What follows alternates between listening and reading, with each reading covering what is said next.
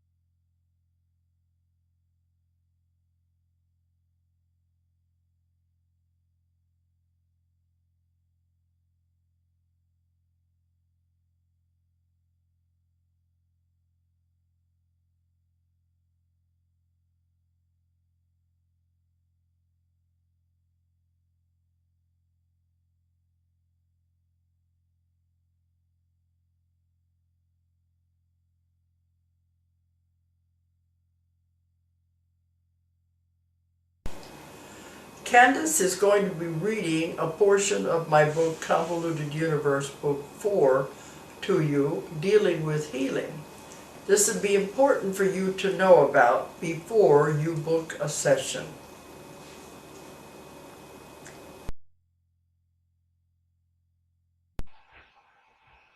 The healing work. As much as I desire to help every client that comes to see me, there are times when it simply just doesn't work. They are able to get to the deep level of trance, and the cause of their problems, usually physical, is discovered, and the SC works with great love to heal them, gives them wonderful, sound advice. Yet afterwards they will insist that nothing happened, that they were not helped. In fact, some say they are worse than they were before coming. Sometimes, and these are rare cases, it works for a short while and then returns. It may be months later that I hear of this, and of course, they blame me. That is much easier than admitting that they are the cause of their own problems, including physical.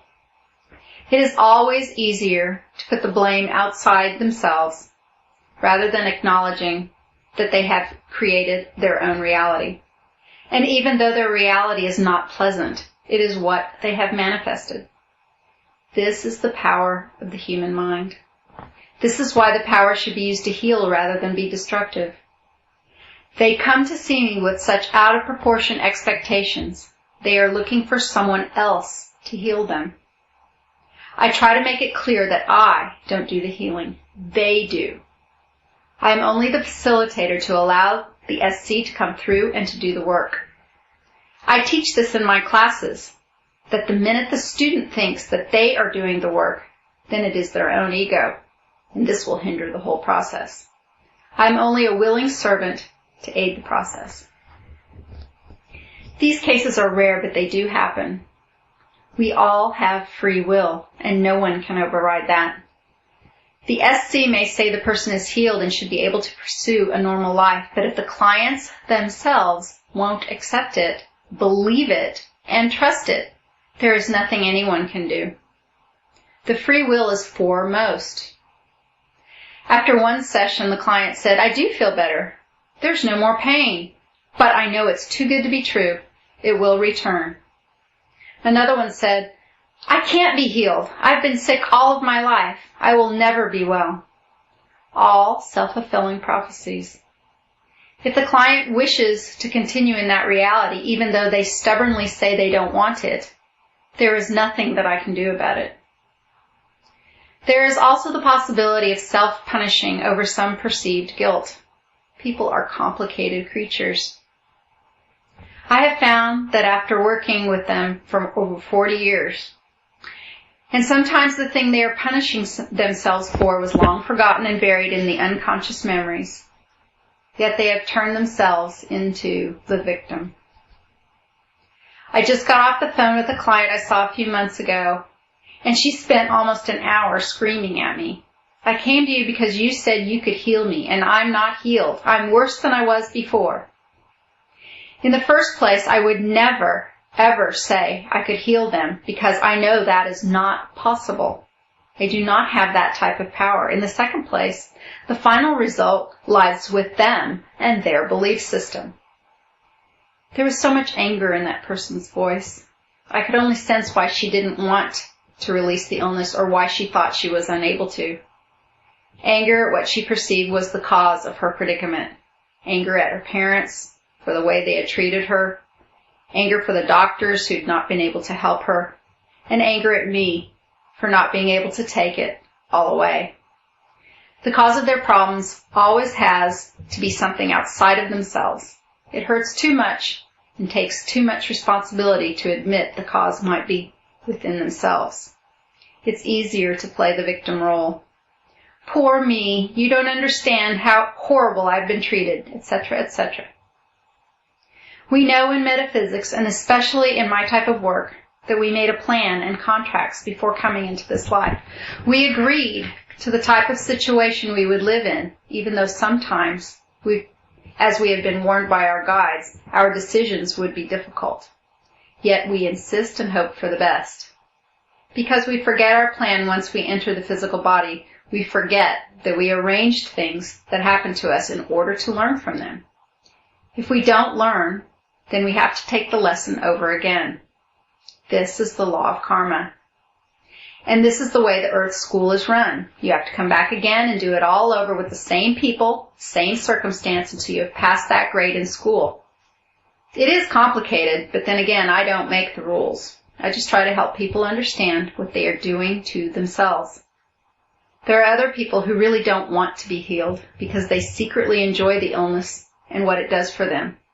They would never admit this consciously, but we all know people who are always sick and complaining about the newest pain, symptom, or medicine the doctor has put them on.